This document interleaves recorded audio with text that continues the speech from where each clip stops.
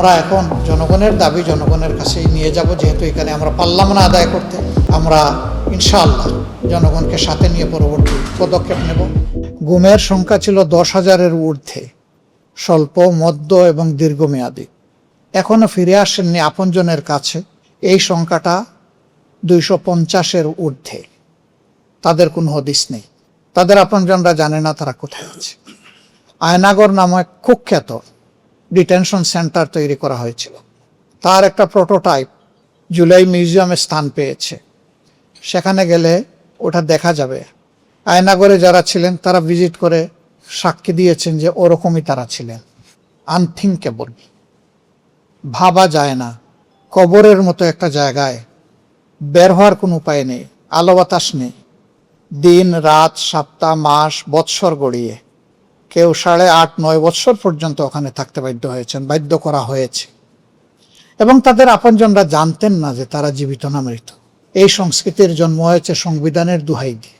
এই জন্য অতি গুরুত্বপূর্ণ হয়ে পড়েছিল সাংবিধানিক বা সংবিধানের যে কাঠামোগুলো এই ফ্যাসিবাদকে সমর্থন দিয়েছে, সুযোগ তৈরি করে দিয়েছে ব্যবহার করা, তার একটা বড় ধরনের সংস্কার সাধন করা।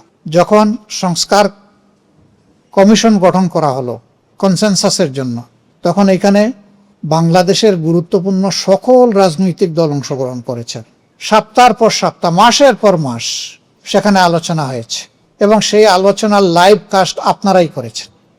মিডিয়ার সুবাদে সারা দেশবাসী এগুলো জানতে পেরেছে। কে কি ভূমিকা রেখেছেন, কে কি কথা বলেছেন, সবগুলা জনগণের কাছে আছে। শেষ পর্যন্ত তার কনক্লুশনে এসে একটা সনদ তৈরি হলো। এই সনদে গুরুত্বপূর্ণ সকল দলই স্বাক্ষর করলো, আজকের বিরোধী দলে যারা আমরা আছি এবং সরকারি দলে যারা আছে। এখানে সবাই আমরা সিগনেটরি ছিলাম। নির্বাচনী জনসভায় দাঁড়িয়ে আমরা যারা এখন বিরোধী দলে আছি সবাই আমরা যারা জনগণের কাছে গিয়েছি, আমরা দুটো ভোট চেয়েছি। আমরা চেয়েছি আমাদের প্রতীকের পক্ষে একটা ভোট, আমরা চেয়েছি সংস্কারকে সমর্থন করে গণভোটের একটা ভোট। এই ভোটে নির্বাচিত সংসদ সদস্যরা একই সাথে তারা সংস্কার পরিষদের সদস্য হিসাবেও নির্বাচিত বলে গণ্য হবেন। বলা হয়েছে তাদের দুটি শপথ হবে, একটি শপথ সংসদ সদস্য হিসাবে, আরেকটি শপথ সংস্কার পরিষদের সদস্য হিসাবে। বলা হয়েছে সংস্কার পরিষদ গঠিত হওয়ার পর 180 দিনের ভিতরে তারা সংবিধান সংস্কার সম্পন্ন করে তাদের দায়িত্ব পালন করবেন এবং এর সাথে সাথে এই পরিষদের অটোমেটিক্যালি স্বয়ংক্রিয়ভাবে বিলুপ্ত হয়ে যাবে, এই পরিষদ আর থাকবে না। আমরা ইলেকশনের দিন পর্যন্ত একই অবস্থানে সবাই ছিলাম, কিন্তু ফল প্রকাশের পরে যখন সংসদ সচিবালয় থেকে আমাদেরকে 2টা শপথের জন্য আমন্ত্রণপত্র পাঠানো হলো, আমরা সেই মোতাবেক আমাদের যে সময় স্লট ছিল আমরা হাজির হলাম। আমরা প্রথমে সংসদ সদস্য হিসাবে শপথ নিলাম যেভাবে লেখা ছিল, এরপরে আমরা শপথ নিলাম সংস্কার পরিষদের সদস্য হিসেবে। আমাদের আগে শপথ নিলেন সরকারি দলের সম্মানিত সদস্যবৃন্দ, কিন্তু তারা একটা শপথ নিলেন আর একটা নিলেন না। তারা সংসদ সদস্য হিসাবে নিলেন, সংস্কার পরিষদের সদস্য হিসাবে নিলেন না। গেজেট প্রকাশের 30 পঞ্জিকা দিবসের ভিতরে ওই সংস্কার পরিষদের সভা আহ্বান করতে হবে, সেটা আর করা হলো না। কে করবে? সংবিধান অনুযায়ী এই কাজটা করবেন প্রেসিডেন্ট। কিভাবে করবেন? তাকে লিখিত অনুরোধ জানাবেন, যিনি সরকার গঠন করে প্রধানমন্ত্রী হবেন তিনি। তাহলে 2টা সভায় আহ্বান করা হবে তার লিখিত অনুরোধের প্রেক্ষিতে। আমরা যখন দেখলাম যে এই সভা আহ্বান করা হচ্ছে না এবং লক্ষণীয়ভাবে সভাটা আহ্বান করা হলো সময়ের শেষ প্রান্তে গিয়ে, 12 ফেব্রুয়ারি ইলেকশন হলো, সভা আহ্বান করা হলো 12 মার্চ। ফেব্রুয়ারি মাস 28 দিনে হওয়ার কারণে আমরা 15 তারিখ পর্যন্ত একটা সুযোগ পেলাম, যেহেতু গেজেট প্রকাশ হয়েছিল 13 ফেব্রুয়ারি।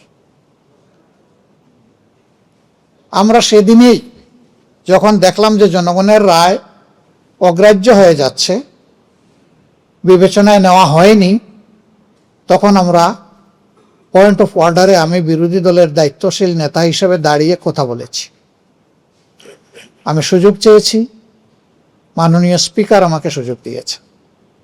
বিষয়টা উত্থাপন করার পরে আমরা আমাদের উদ্বেগের কথা, আমাদের দাবির কথা জানানোর পরে মাননীয় স্পিকার আমাদেরকে নোটিশ দিতে বলেন। আমরা সেই নোটিশটি দেই তৃতীয় কর্মদিবসে, অর্থাৎ 29 তারিখ। এবং সেই নোটিশ সেদিন মাননীয় স্পিকার মহোদয় ছিলেন না, তার স্ত্রীর বিয়োগজনিত কারণে, ইন্তেকালজনিত কারণে ডেপুটি স্পিকার মহোদয় তিনি স্পিকারের দায়িত্ব পালন করেছেন। তিনি এই নোটিশটি আমলে নেন, বিভিন্ন বাধার মুখেও আমলে নিয়ে আলোচনার জন্য ধার্য করা হয় 31 তারিখ, দিবসের শেষ আলোচ্য বিষয় হিসাবে 2 ঘন্টার জন্য এ বিষয়ের উপরে আলোচনা হবে। এ দিনটি ছিল গতকাল। আমরা আলোচনায় সূত্রপাত করেছি, যেহেতু নোটিশটা আমাদের মাননীয় স্পিকার প্রথমে আমার সময় দিয়েছেন, আমি বিষয়টা শুধু উত্থাপন করেছি, মূল বিষয়ে আমি ঢুকিনি। এরপরে আমাদের অনুরোধে তিনি সময় সমানই দিয়েছে। আমাদের পক্ষে যারা কথা বলার তারা তাদের যুক্তি কথাগুলা তুলে ধরেছেন, সরকারি দলও তুলে ধরেছে।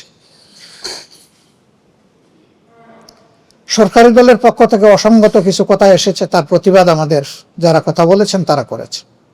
আর কিছু জিনিসের প্রতিবাদ আমরা করতে পারি, কারণ শেষ বক্তা ছিলেন সরকারি দল থেকে মাননীয় আইনমন্ত্রী।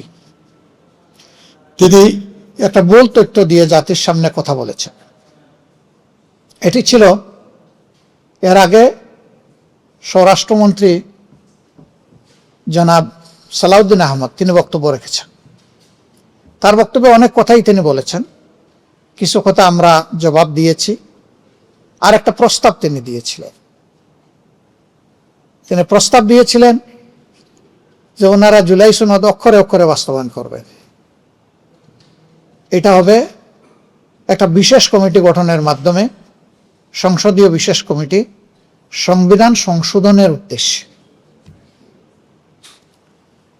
আমরা বলেছিলাম যে জনগণের কাছে যে গণভোটের জন্য রায় চাওয়া হয়েছে, সেখানে সংবিধান সংশোধনের জন্য রায় চাওয়া হয়নি। রায়টা চাওয়া হয়েছে সংবিধান সংস্কারের জন্য। জনগণ যে রায়টা দিয়েছে আমরা ওইটার পক্ষেই দাঁড়িয়েছি। কাজেই এখানে সংবিধান সংশোধন সংক্রান্ত কোনো কমিটি এখানে অপ্রাসঙ্গিক।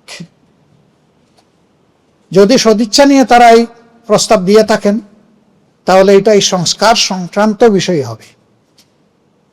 এবং আমাদের শর্ত ছিল, যদি এই কমিটিকে অর্থবহ একটা কমিটি হিসাবে ফাংশন করতে দেওয়ার ইচ্ছা থাকে, তাহলে সরকার এবং বিরোধী দল থেকে সমান সংখ্যক সদস্য নিতে হবে। তারা অবশ্যই এটার আপত্তি করেছে।